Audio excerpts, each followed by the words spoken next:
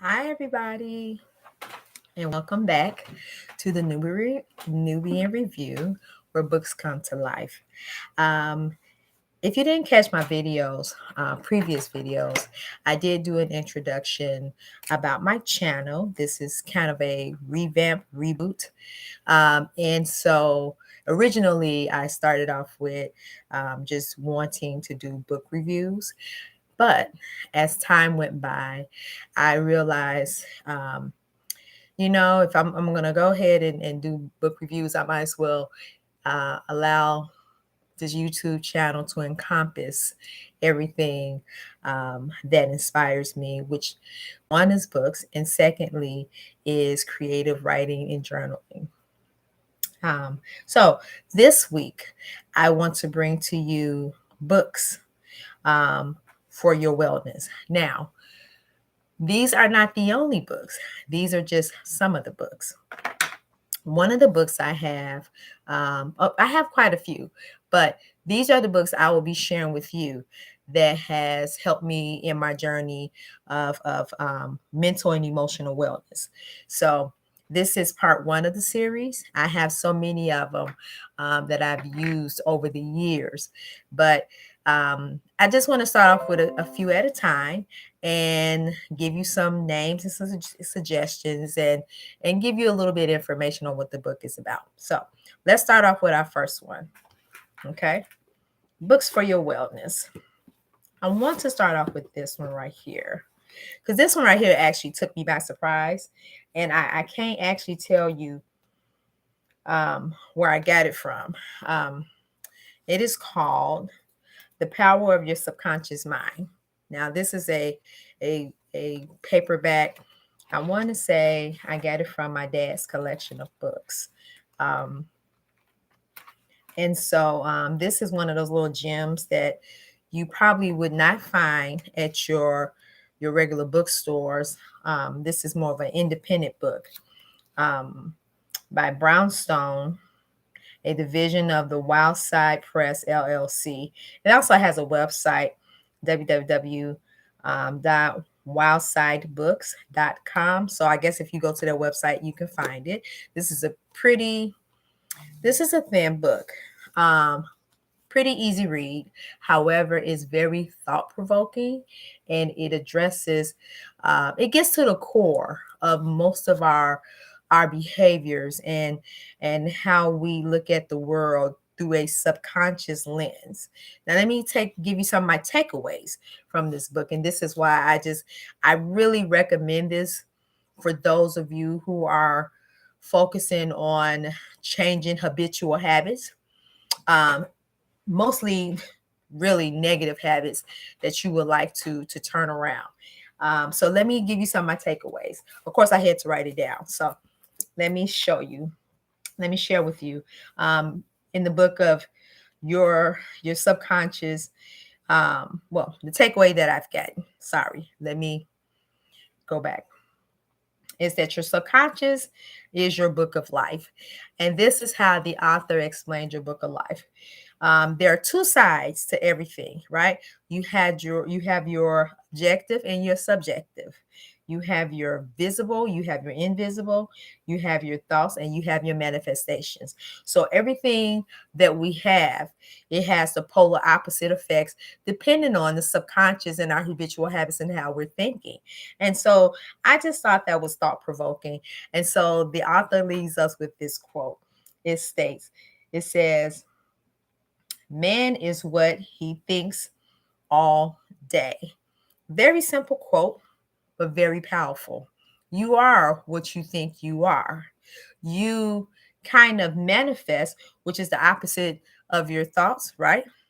You're thinking and you're manifesting. Manifesting is you bringing things to life, and your thoughts is just, what we have in our head. You're bringing these things to life, right? And so if you're thinking negatively about yourself and about life, well, these are the type of results that you're going to get inevitably. So you are what you think. You are what you think all day. And this is quoted by the American essayist. His name is, and I'm quite sure some of you guys are familiar with him, Ralph Waldo Emerson. And so I just thought that was a very powerful, timely um, thought to think about, especially, um, with everybody's, with the social media and how it has trickled um, some negative things and some positive things. It depends on what you're absorbing and how you're processing it and how you utilizing the information. You cannot believe everything you hear, and everything you hear, even if it is true, you have to be aware or have the mindset to break it down and how does this fit into your life, and really determine facts from fiction. But let me give you the second takeaway I took from the book. It says the power of destructive suggestions. Here it is. The response to the patterns of your mind, the things that we are thinking of.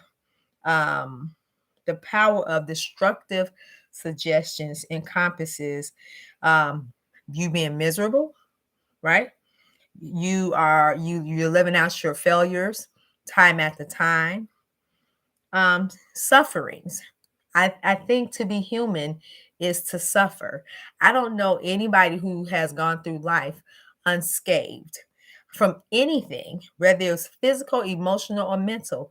Um, we suffer, but to carry that on for the rest of your life and not heal from that, it is a product of destructive um, suggestion and behavior.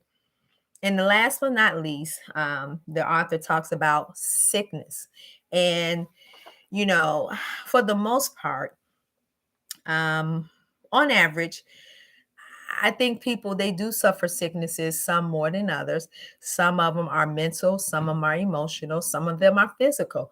But it's just how we are look at life that determines, you know, our behavior patterns. Now, the last takeaway I'm going to take away from this book, because even though this book, I would say it's not even 200 pages. Yeah, it's not even 200 pages. It's about 190 pages. Well, it's about 200 pages, but the back of them are really references and stuff like that. It packs in a lot of information for you to think about. But let me get to the last one. The subconscious mind cannot and will not reason with um, your conscious mind, meaning that the habitual thinking of your conscious mind establishes deep grooves in your subconscious mind. So, and this is very powerful because we think that people, are the way they are, but it starts somewhere, right? Some of them starts when they're childhood. Some of them starts when you branch out to your peer groups. Some of it establishes, through culture. And so these habits, these conscious, habitual things that you do in life and the people that you gather yourself around and the messages, we encode these in our minds, and some of them are healthy and some of them are not healthy. Let's just call it is what it is. Racism is not healthy. It's not healthy for the person, for the individual. It's not healthy for the cultural group. It's not healthy for society, right? But sometimes, we hold these beliefs, or individual hold these beliefs, and they're kind of destructive, which leads to other negative impacts in your life and other people's lives. Because for every consequences, you know there's always some type of repercussion or backlash. um so just listen to this. The habitual thinking of your conscious mind establishes deep grooves in your subconscious mind. Did I say that right? The habitual thinking of your conscious mind establish deep growth in your subconscious mind. That was powerful there along. And so you can see my little kitty in the back.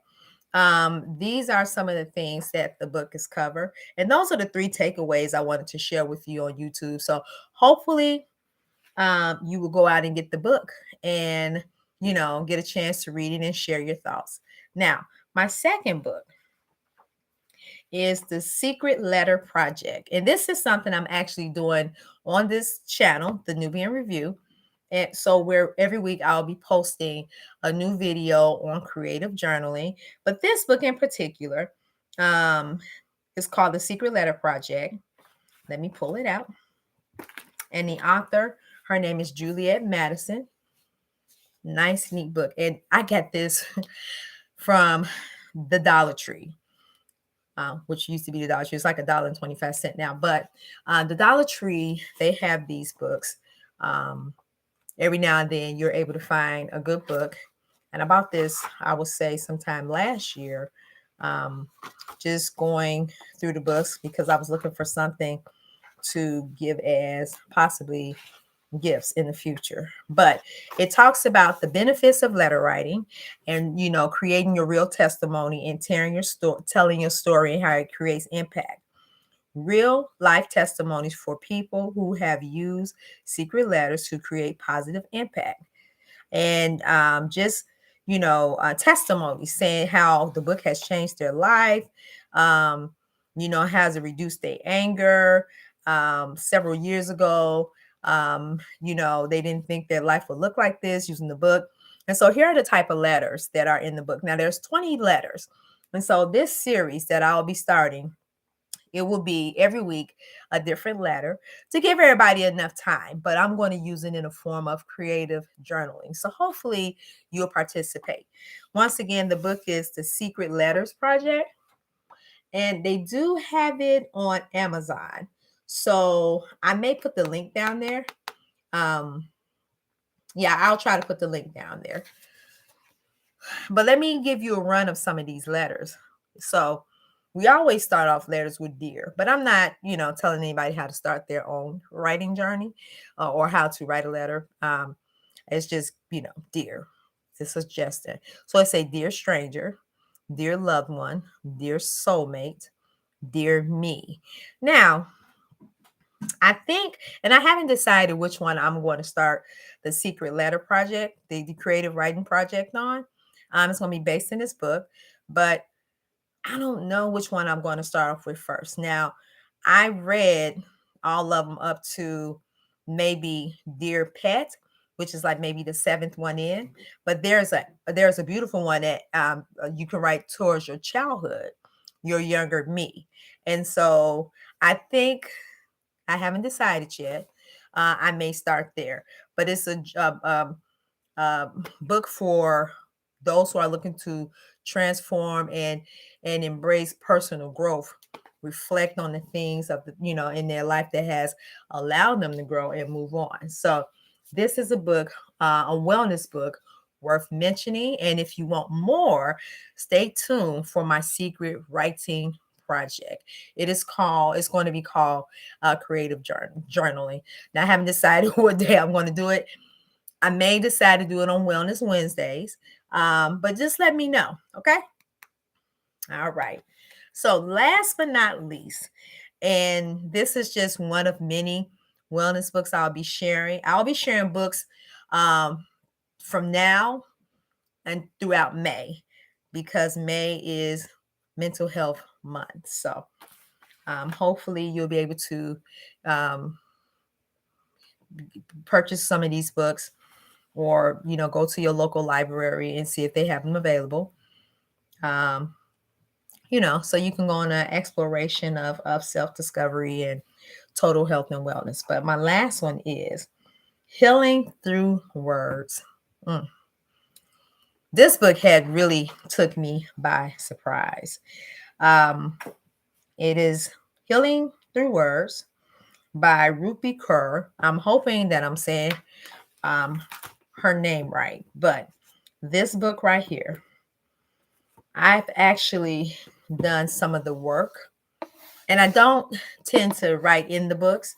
I tend to use one of my journals to write down my thoughts and opinion, because I do like to share this type of materials with loved ones and friends. And so